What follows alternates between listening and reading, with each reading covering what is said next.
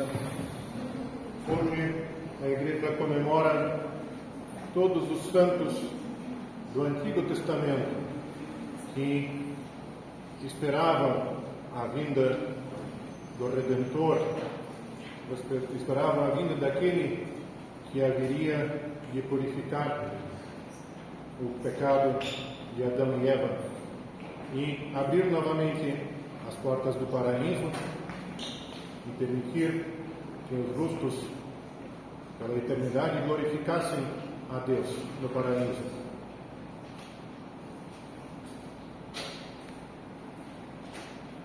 Muitos foram os justos do Antigo Testamento. Aqueles que pecaram e se arrependeram, aqueles que tiveram uma vida justa, como Jó, e com todo o seu ser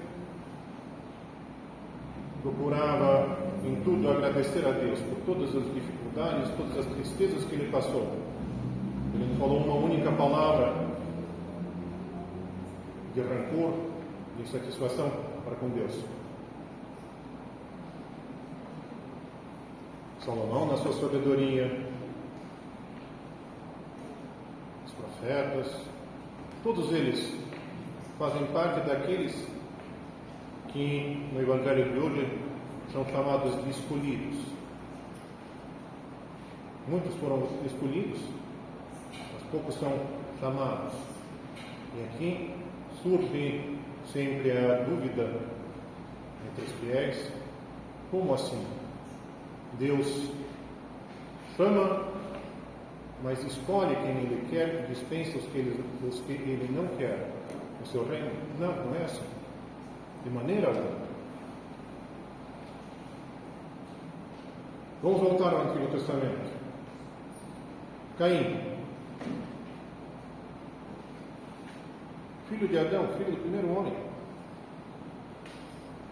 irmão de Abel. Ele foi chamado.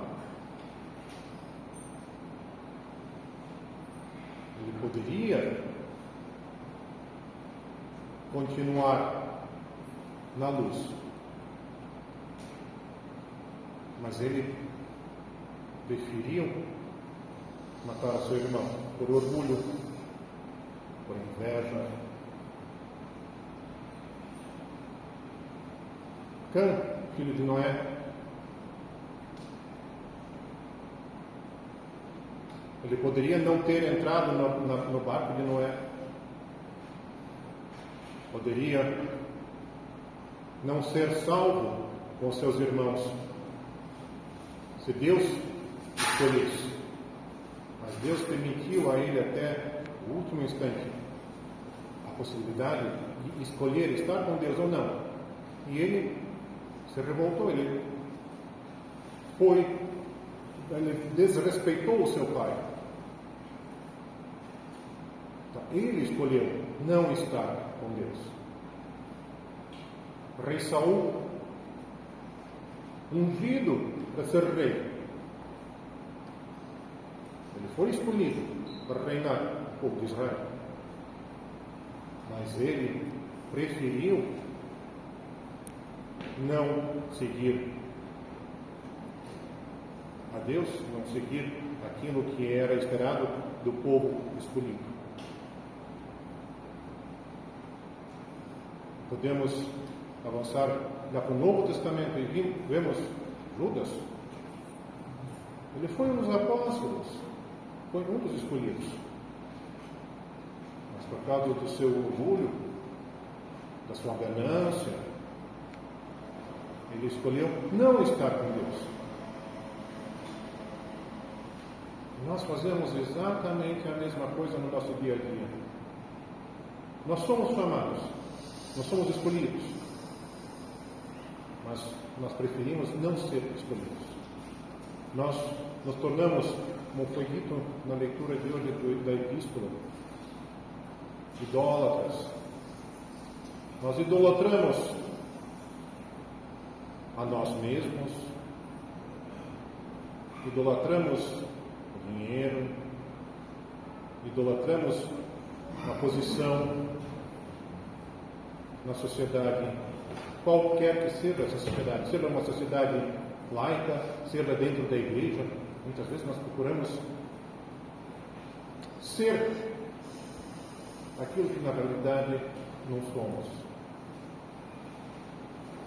Com isso nós fazemos com que as pessoas vejam que nós estamos agindo não de acordo com aquilo que dizemos. Com isso nós afastamos as pessoas da igreja. Por isso, de maneira alguma, podemos permitir o pensamento de que Deus chama e depois escolhe quem vai para o reino dos céus e quem não vai. As portas do reino dos céus estão abertas para todos.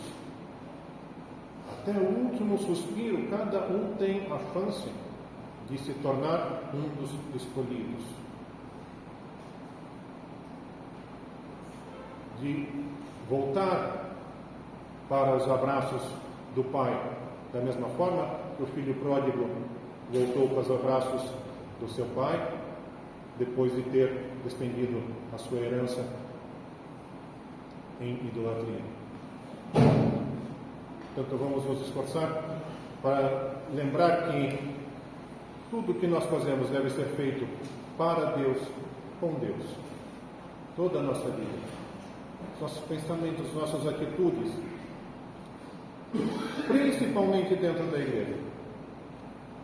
Da igreja, não só com a letra minúscula do prédio, ou seja, do comportamento dentro da casa de Deus. O silêncio antes e depois das orações, dos ofícios, o recato no vestir, os pensamentos dirigidos à santidade, mas também dentro da igreja com I maiúsculo, que é o corpo de Cristo. Nós precisamos lembrar que tudo o que fazemos dentro da igreja é uma oferenda, é um empréstimo a Deus. E se nós fizermos com o coração puro, nós estamos fazendo isso para aumentar a nossa alegria no reino dos céus. Agora, se nós fazemos isso com pesar, com dificuldade, com o sentimento de que, puxa vida, eu tenho que fazer isso, eu tenho que cumprir essa obrigação, eu preciso fazer a doação para a igreja porque os outros vão ver que eu não fiz. Não faça. Fazer de mau grado alguma coisa para Deus é melhor não fazer, para não aumentar ainda mais o peso da sua própria escolha de fazer as coisas só para o seu próprio bem. Se nós nos esforçamos para fazer para Deus, nada do resto nos incomoda. Nem a opinião do vizinho, nem a opinião muitas vezes da família. Poxa, ele está cumprindo a quaresma, que coisa, ele não tem cuidado consigo. Ou ele está fazendo muitas orações, ele está virando um carolas. Não importa o que os outros dizem, importa o seu sentimento diante de Deus. Que Deus permita que vivamos desta maneira.